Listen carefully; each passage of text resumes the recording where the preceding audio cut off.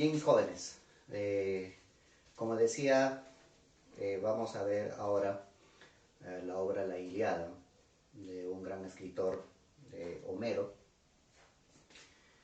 que ya prácticamente ha sucumbido, pero su escrito permanece hasta nuestros días, ¿verdad? Que quizás es la base de la literatura, ¿no? En nuestros tiempos. Y en sus tiempos de Homero, obviamente el mejor representante de la literatura griega. Se habla mucho de Homero, se cuestiona sobre su existencia, vamos a llamarlo así. Muchos hablan de que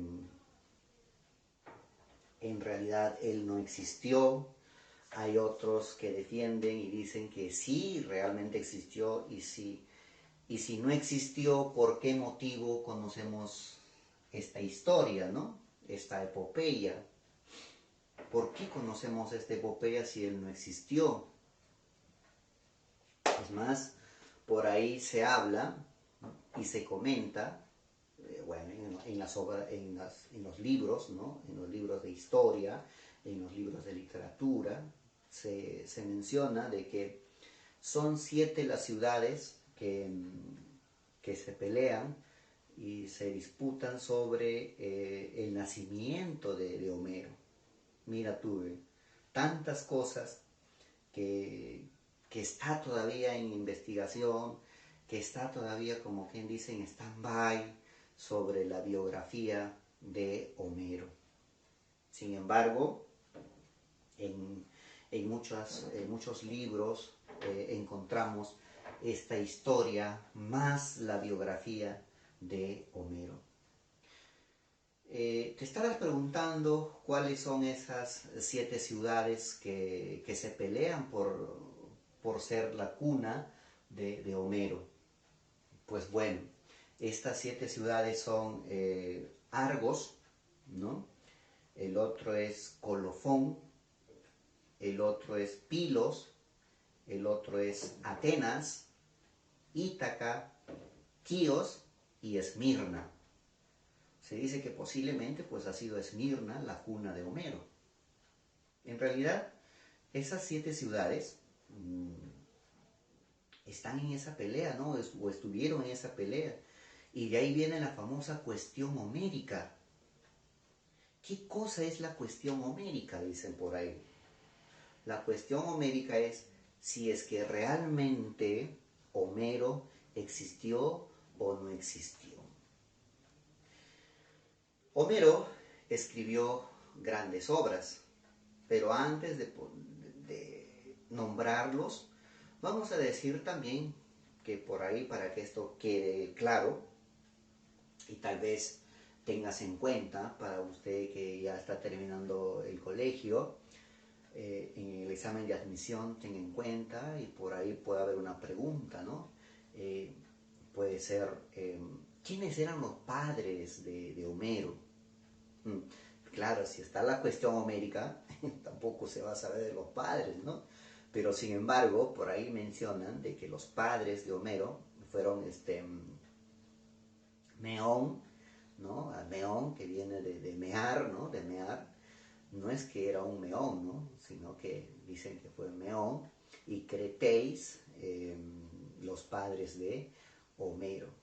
Y es más, por ahí también mencionan de que su verdadero nombre podría haber sido Melesígenes, pero nosotros en la actualidad lo conocemos como Homero, no lo conocemos como Melesígenes, ¿no?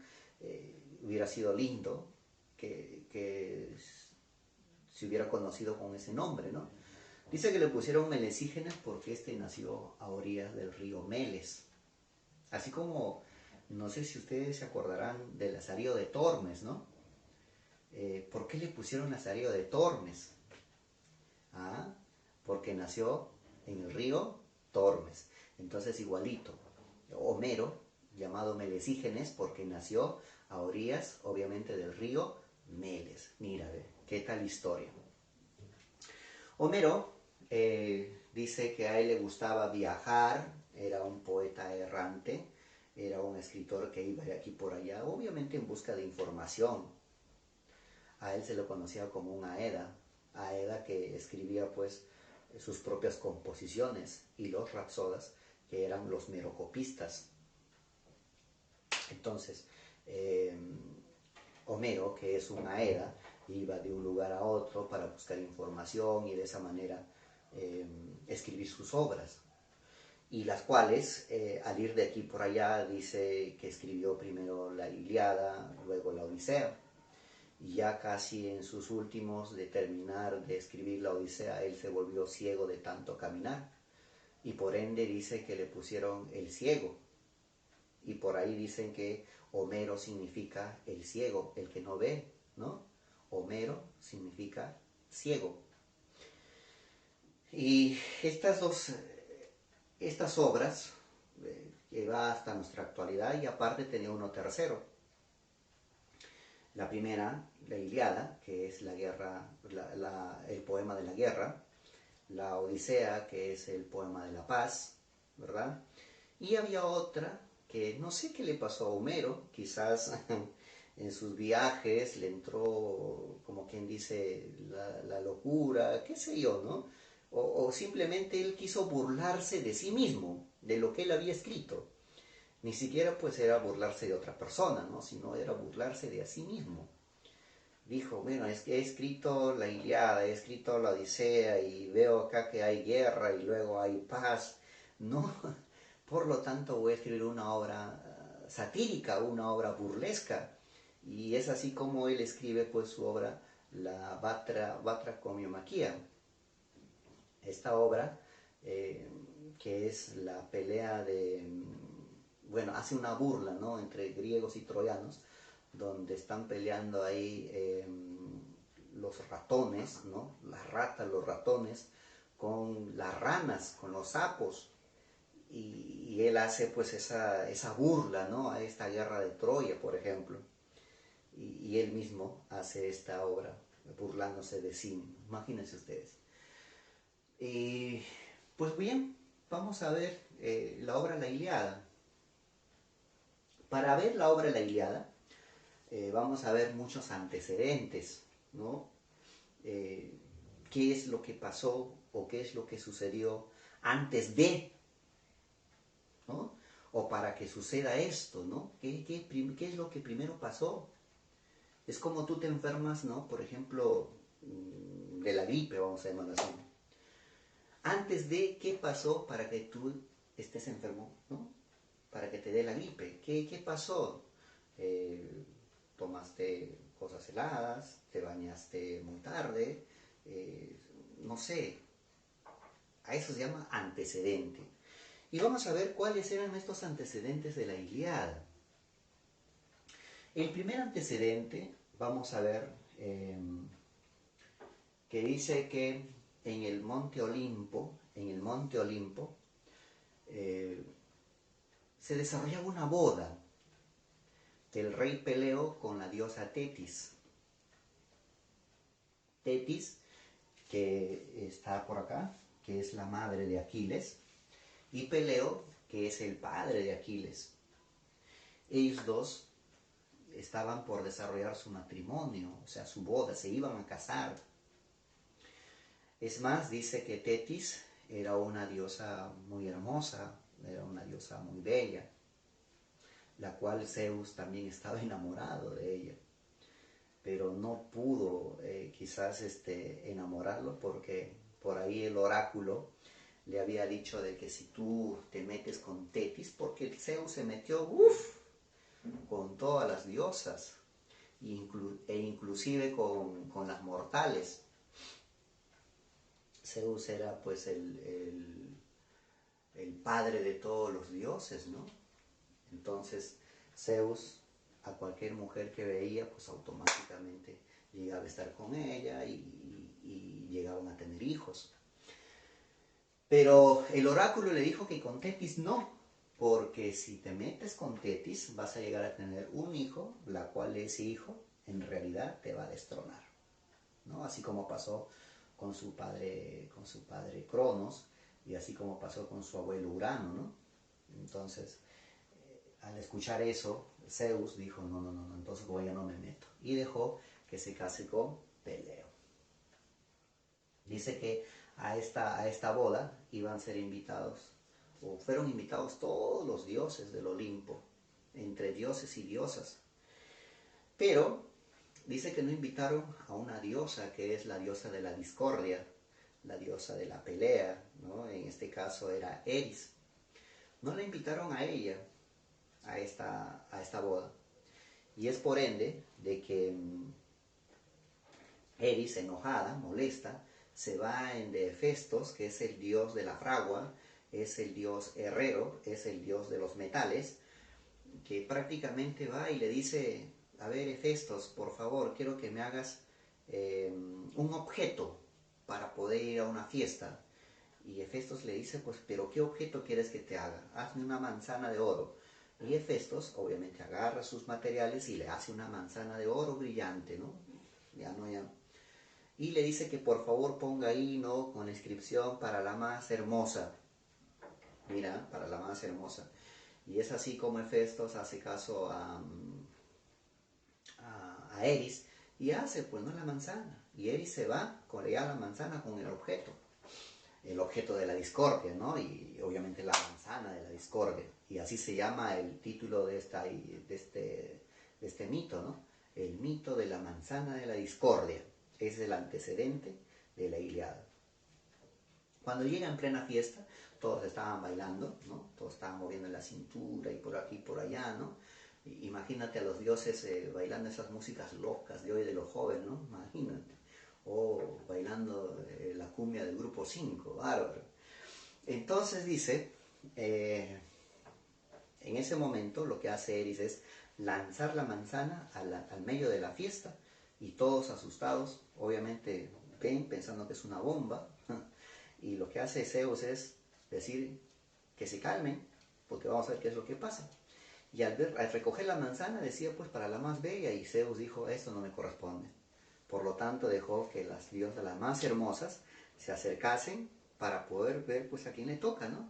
Y entre esas, las más hermosas estaba Hera, Atenea y Afrodita. Y obviamente se empezaron a pelear por la manzana, esto que el otro, ¿no? Jalarse el cabello, la oreja, la nariz, imagínense ustedes. Y un desastre la fiesta. Por lo tanto, dice que Zeus se molestó y dijo, no, caramba, acá me están aguando la fiesta, Peleo y a Tetis, caramba, ¿cómo es posible? Le respeto. Agarró la manzana y lo tiró a la tierra y le dijo, pues que vayan y que un mortal decida quién es la más bella. Y dice que esta manzana cayó a los pies de Paris, y Paris tenía que tener la misión de elegir quién era la más bella. Las tres diosas se aparecieron al lado de Paris, y Paris tuvo que elegir quién era la más hermosa. Hera dice que le ofreció, le dijo, Paris, yo soy la más hermosa, mira, si tú me eliges, yo te voy a dar el dominio de todo un continente entero. Mira, imagínate el dominio de América, a ver, ¿no? El dominio de todo un continente, le dijo Hera. Y Atenea se mete y dice, no, un momentito, pare.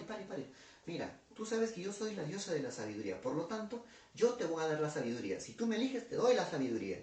Y dice que, pues, Paris estaba ya dijo, inteligencia, yo tengo inteligencia, pero este dominio de continentes, esto me conviene. Y Afrodita dijo, un momentito, Paris, un momentito, falto yo, hazme caso. Mira, si tú eliges que yo soy la más hermosa, yo en recompensa te voy a dar el amor de la mujer más bella de la tierra. ¿Y quién era la mujer más bella de la tierra? Obviamente era Helena de Esparta. Acá está Helena. Yo le he puesto acá en el medio porque ella tiene que ver mucho para esto, ¿no? Para que suceda esta guerra entre griegos y troyanos. Entonces Paris dijo, ya, perfecto. Entonces la más hermosa es Afrodita, le dio la manzana, y todas las diosas, Hera y Atenea tenían que irse. Y en eso Afrodita también ya se estaba yendo, y Paris dijo, un momentito, ¿a dónde vas? Sí, lo que pactamos. Ya, correcto, entonces ya te voy a ayudar, y así, ¿no? Y es así como Paris va a raptar a Helena, ¿no? Se lo va a llevar. Ese es el primer antecedente, que es el mito de la manzana de la discordia. El otro antecedente es obviamente, el otro antecedente tiene que ver mucho con Paris, ¿sí? Así como lo escuchas. ¿Qué pasó con Paris? Dice que cuando él nació,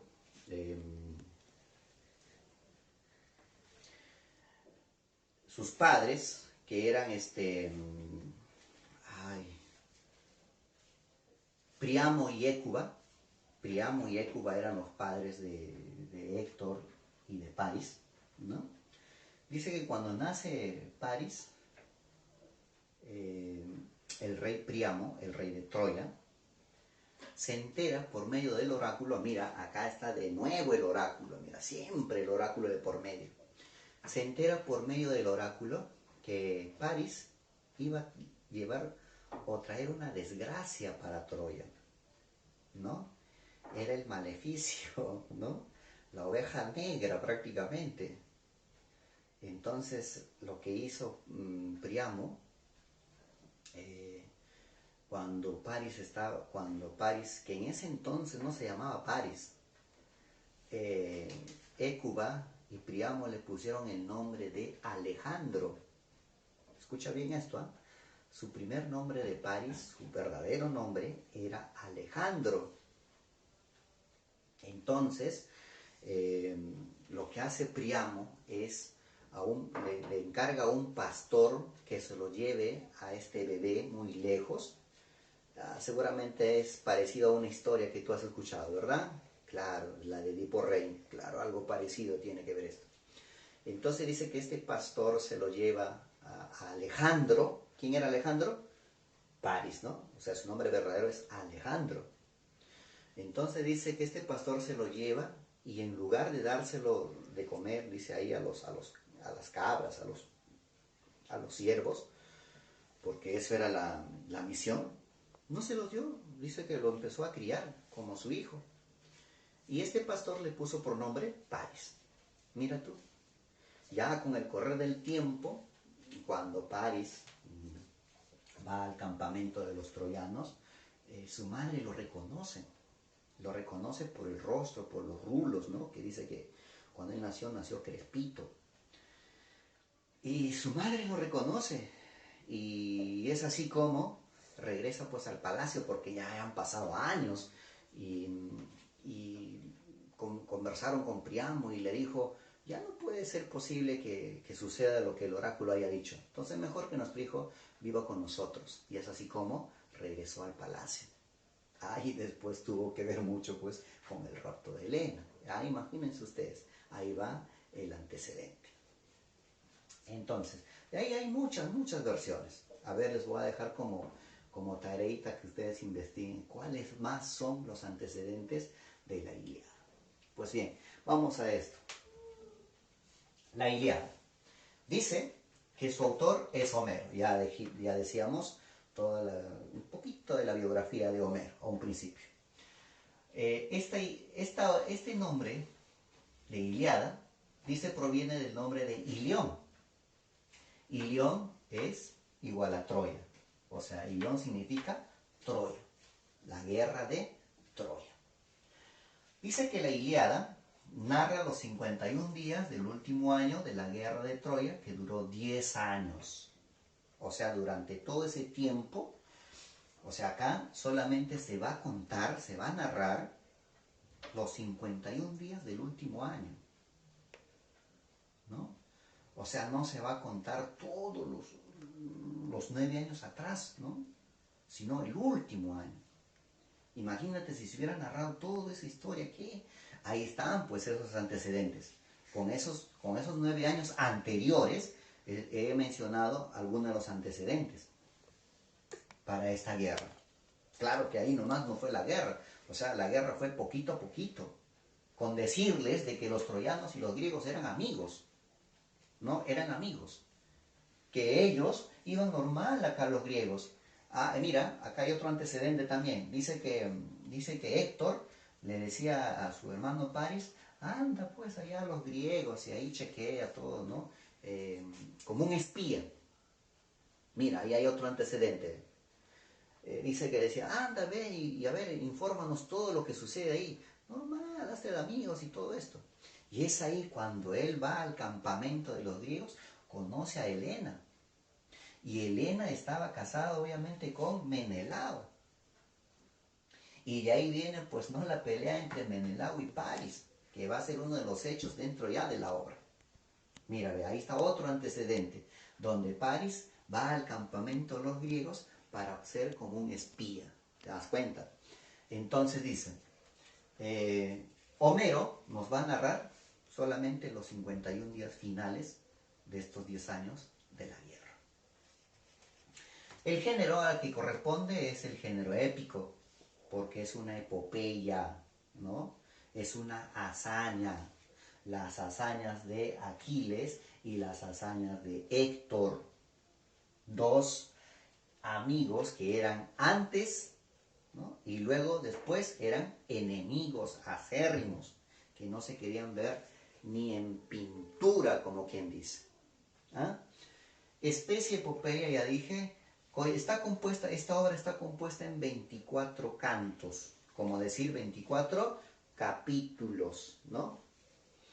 Escrita en verso, 15.693 versos. O sea, así como hemos visto hoy la métrica, ¿no? Cada línea es un verso. 1, 2, 3, 4, 5. Imagínate 15.000. Bárbaro, ¿no? Tanto que haya escrito Homero. Tema central, dice que es la cólera de Aquiles. Que Aquiles va a tener dos cóleras tremendas. Claro que va a tener más, porque por ahí le van a hacer que él tenga cólera en muchos pasajes, en muchos episodios. Pero las dos principales, obviamente, va a ser el rapto de su esclava Briseida. Dice, lo van a raptar a Briseida, ¿verdad? Y la muerte de su amigo Patroclo. Estos dos, tanto su esclava y su mejor amigo, por ellos va a tener esa cólera, esa rabia, de que por ellos va a ir a luchar, que por ellos va a ir a batallar. Entonces, el tema principal es la cólera de Aquiles. Dos cóleras, rapto de Briseida y la muerte de su amigo Patroclo. Destacan figuras literarias como el símil y el epíteto. A ver, los escucho ustedes, díganme, hasta acá los voy a escuchar. ¿Qué cosa es un símil? Claro, hasta acá te escuché, muy bien, muy bien. Símil, obviamente, es la comparación, ¿no? De un objeto con otro objeto, ¿no? De un ser con otro ser. Y con el término de enlace, la palabrita como, ¿no? Exacto. O tal que, ¿no? Entonces, acá, en esta historia, vamos a encontrar un montón de símil. Y peleaba como, y batallaba como, y luchaba como, ¿no? Y lloraba como, suplicaba como. Vamos a encontrar un montón de comos. Si tú vas a leer, ahí en tu libro tienes un resumen. Y es más, si tú lees la obra ya, ¿no? La obra en sí, vas a encontrar un montón de comos, un montón de comparaciones. Eso significa que la obra de la Ilíada está lleno de símil. ¿Y el epíteto? ¿Qué cosa es el epíteto? Ahora le toca la respuesta a usted. Exacto. El epíteto son las características, ¿no?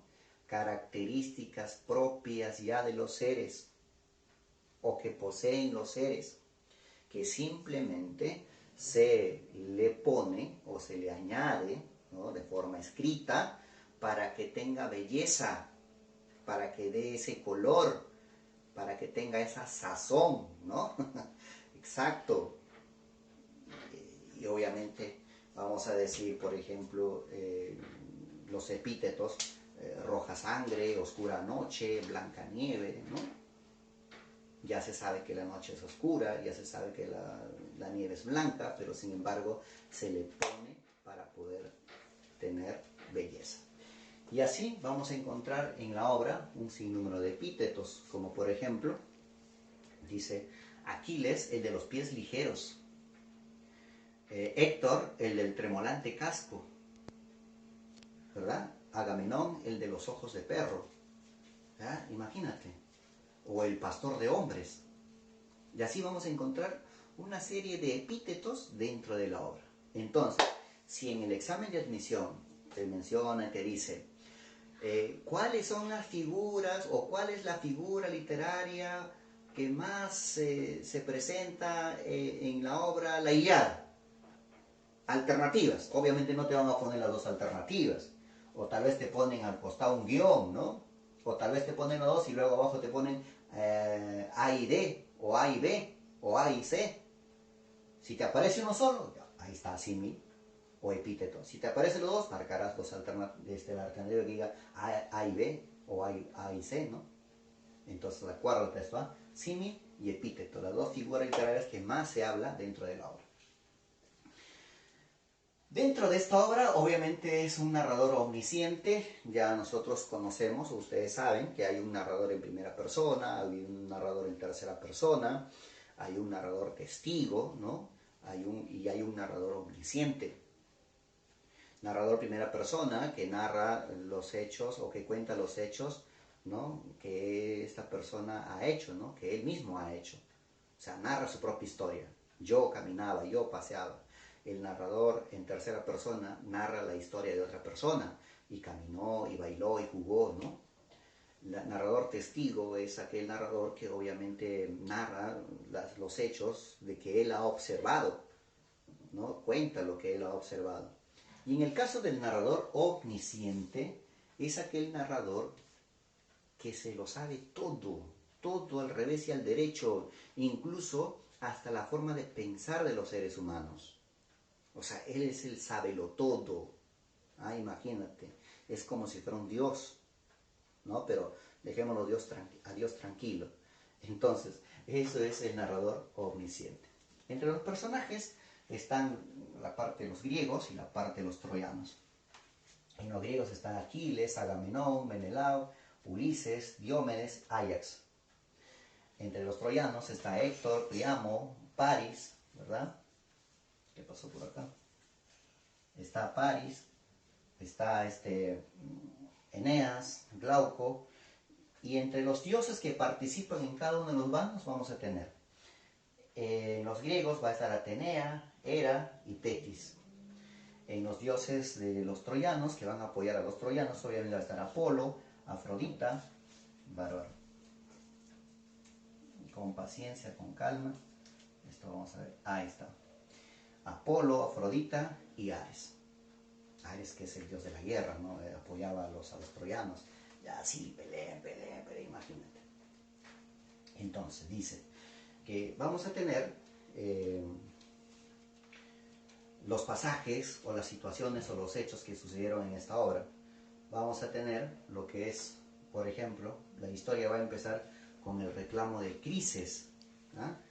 De parte de un sacerdote Crisis que reclama el rapto de su hija Criseida. Criseida fue raptado, dice, por Agamenón, o fue raptada por Agamenón.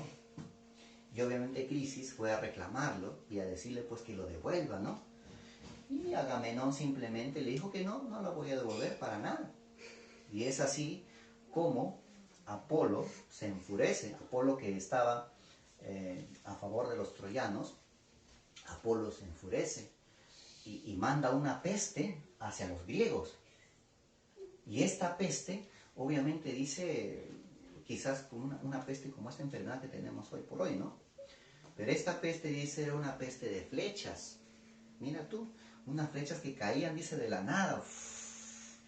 Es como si fuera una lluvia. Y todos asustados, ¿no? Los griegos, ¿qué es lo que estaba pasando? ¿Por qué? Porque dice que esta peste, estas flechas, obviamente mataban a un montón de personas. Y Aquiles y Menelao estaban preocupados Y es así como empezaron a investigar por qué de la peste, por qué está sucediendo esto. Y por ahí, al preguntar al oráculo, preguntar a los dioses, a los sacerdotes, le dijeron, no, que esta peste es porque Agamenón ha raptado a Criseida. Si devuelven a Criseida, obviamente esta peste va a calmarse. Y es así como Aquiles le pide a Agamenón que por favor devuelva a Criseida. Y tanto insistencia, devolvió a Criseida, ¿no? Al sacerdote Crises. Y la peste calmó. Al hacer eso, Agamenón, obviamente, tuvo que vengarse de Aquiles. Lo que hizo es raptar a su esclava Briseida. Ojo, que Briseida y Criseida pertenecían al bando de los troyanos. Escúchelo bien esto. Briseida y Criseida pertenecían al bando de los troyanos. A pesar de eso, Aquiles obviamente se trajo a Briseida como su esclava para que esté en su casa. Y como Aquiles quería mucho a Briseida, ya prácticamente era como su esposa, Agamenón lo que hizo es, en venganza de lo que le había dicho, pues no, que si tú no devuelves te voy a matar, eso que el otro. Entonces, en venganza, Agamenón rapta a Briseida.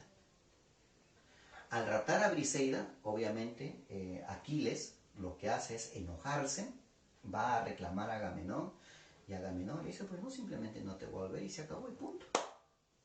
Ah, dice, entonces si tú no me vas a volver, correcto, yo no participo más en la batalla. Y es así como este señor se retira de la batalla. Entonces, Aquiles se retira de la batalla, se retira de la guerra, que ya los troyanos habían estado con fuerza en esta batalla. Entonces, en esta batalla, los troyanos ya estaban tomando más territorio de los griegos. Y es más, Paris ya había raptado a Helena. Paris ya había raptado a Helena. Y por ende, entre Paris y Menelao había un encuentro, el desafío, la pelea entre ellos, ¿verdad? Y aparte, también va a haber la pelea entre Ajax, que era el amigo de Aquiles, y los amigos obviamente de Agamenón, contra Héctor. Va a haber una trifulca entre ellos. Luego, más adelante, obviamente los troyanos entran al campamento griego. No sé cómo, pero ya prácticamente ya están tomando el campamento griego.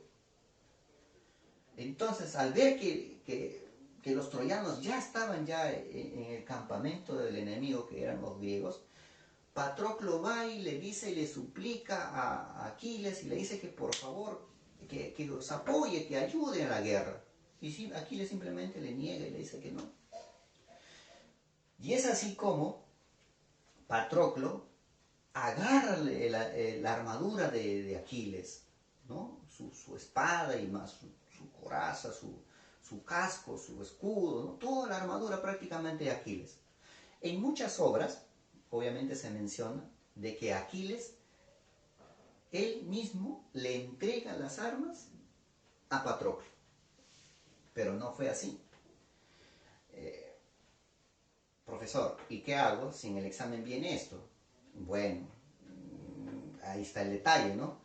Pero la parte original que menciona es que Patroclo agarra sin el permiso de Aquiles. Si no, pues imagínate, no le iba a dejar ir. Pero en muchos textos dice que Aquiles le entrega. Pero la verdadera yo creo que, con seguridad les digo, que es que Patroclo, obviamente, lo que hace es hurtar o quitar o sacar la armadura de Aquiles. Entonces dice Patroclo, se pone la armadura, se pone el casco, agarra su espada, el caballo y se va a la batalla. Y en esta batalla lo que hace es pelear con Héctor, y Héctor mata a Patroclo. O sea, la muerte de Patroclo. Y al ver que Patroclo cae, Héctor pensó que era Aquiles. Al sacarle la armadura, al sacarle el casco, se da cuenta que no era Aquiles, se da cuenta que es Patroclo, su mejor amigo de Aquiles. y lo que hace Héctor es enojarse, molestarse, y los griegos también se quedaron sorprendidos, ¿no? Que no era Aquiles, porque todos los griegos pensaron que era Aquiles, y los troyanos empezaron a retroceder y todo, ¿no? Porque dice que Aquiles era un semidios, y para que sea semidios tiene que ver mucho con su madre Tetis, ¿no? Que se fueron, dice, o los dioses le dijeron, especialmente Zeus le dijo a Tetis, yo quiero que tu hijo sea un inmortal, no un semidios, por lo tanto llévalo a la laguna Estigia, ¿no? Y báñalo ahí a tu hijo. Y lo que hizo es, efectivamente, ¿no? Tetis llevó a Aquiles a la laguna y lo introdujo, pues, ¿no? Desnudo, de esta manera. Pero había algo que sucedió, que estos dedos donde estaban sus talones de Aquiles no se mojó, y ahí estaba la debilidad de Aquiles.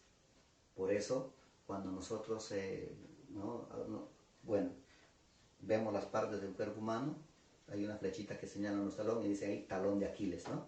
Imagínate tú. Entonces dice que como Aquiles era un semidios, las flechas le caían, esto que el otro, y no podía morir, pues, ¿no? Era un semidios. Y todos le tenían miedo. Y cuando se apareció Patroclo con su armadura, pensaron que era Aquiles, pero no era Aquiles. Y los griegos, al ver que Patroclo había muerto, que le sacaron la armadura, Héctor se lo quería llevar la armadura, los griegos empezaron a reclamar la armadura. Entonces, el otro pasaje sería la lucha por la armadura de Aquiles, ¿no? Que entre griegos y troyanos se estaban quitando, así como perros, ¿no? Quitarse la carroña ahí, imagínate. Alguien va al campamento de Aquiles y le comenta y le dicen que obviamente Patroclo ha muerto. Y es así como él busca su armadura para poder ir a la batalla, no lo encuentra, y lo que hace es ir en de Hefestos, el dios de la fragua, ya les dije, que por favor le haga pues otra armadura, ¿no? Y otra espada. Y es así como le hace la armadura, le hace la espada y se va a enfrentarse a Héctor. Todos los troyanos estaban en su campamento, ¿verdad? Todos contentos, felices, ¿verdad? Héctor estaba con su esposa Andrómaca, con su hermano, con su padre, con su madre, todos contentos porque ya prácticamente casi han derrotado a los griegos, casi han derrotado. Obviamente no han derrotado para nada. Y es así como Aquiles se aparece al campamento y empieza a gritar, no, Héctor, Héctor, ¿no? Mataste a mi amigo, venga, a ver, enfréntate ahora conmigo. Y sale Héctor, ¿no? Y todos ahí en el balcón, ahí observando la batalla entre ellos dos. Estaba Paris, su hermana Casandra, estaba Priamo, estaba Andrómaca, que era su esposa, Hécuba, que era su mamá, y así, ¿no? Todos estaban observando. Y por ahí también alrededor todos los soldados. Y Héctor pidió algo, que nadie se metiera en la pelea, que esto es el enfrentamiento entre ellos dos, ¿no? Y lo que hace es Aquiles, obviamente, matar a Héctor. Va el enfrentamiento, mata a Héctor, y lo que hace pues es Aquiles amarrarle de los pies con una soga y un carruaje con su caballo, darle toda la vuelta, ¿no? Del Olimpo, ¿no? Todo. Y luego lo que hace Aquiles es llevárselo a Héctor a su casa, ¿no? Y se lo lleva a su casa. Y ahí lo va a tener como si fuera un prisionero, pero ya estaba muerto. Imagínate con todo lo que lo ha arrastrado, cómo estaba todo su cuerpo. Un desastre, ¿verdad? Y lo que los griegos hacen los funerales de Patroclo, ¿no? Mientras que Aquiles estaba en su casa meditando. Y Priamo le dice a Zeus, por favor, que le ayude para que su hijo regrese al campamento troyano y le hagan los funerales. Y Zeus le dice a Priamo que él no puede hacer nada porque no tiene que ver nada acá. Pero ya pues mi Dios no le suplica. Y ya le dice, entonces te voy a convertir como un anciano y tú vas a ir, porque si no, si te ven que tú vas a ir, te van a matar, ¿no? Entonces lo que hace Zeus es convertirle en un anciano y Príamo se va pues al campamento de Aquiles. Cuando ya llega ahí, lo que hace Príamo es suplicarle a Aquiles que le devuelva el cadáver de su hijo Héctor. Entonces, primero Aquiles no le hacía caso, era tanta súplica, el otro pues lloraba, que esto, que lo otro, como cualquier padre, ¿no? Por su hijo. Imagínate, un padre, ¿qué cosas no va a hacer por su hijo? ¿Ah? Un montón, así como tu papá y tu mamá hacen mucho por ti, ¿verdad? Igualito, por eso tú tienes que valorar a tus padres, ¿ya? Valora todo lo que hacen por ti. Y tú lo único que tienes que hacer es sacar buenas calificaciones, estudiar un montón, salir adelante, ser un profesional, una profesional, ¿no? Esa es la meta, ese es el objetivo. Entonces acá el papá simplemente pedía pues no el cadáver de su hijo para poder hacer los funerales. Y lo que hace Aquiles, ya tanta súplica, le dijo, ya no me supliques más, ya, me suplicaste lo suficiente. ¿Sabes qué? Agarra a tu hijo y ya, anda, vete. Antes que los griegos te encuentren aquí. Porque ahorita vienen los griegos y frito pescadito. Así que llévatelo. Y lo que hizo Príamo es, gracias Héctor, gracias, perdón, gracias Aquiles. Quiso arrodillarse ante él y dijo, no, ahí no. Suficiente con lo que me ha suplicado, te puedo decir. Y se llevó a su hijo Héctor.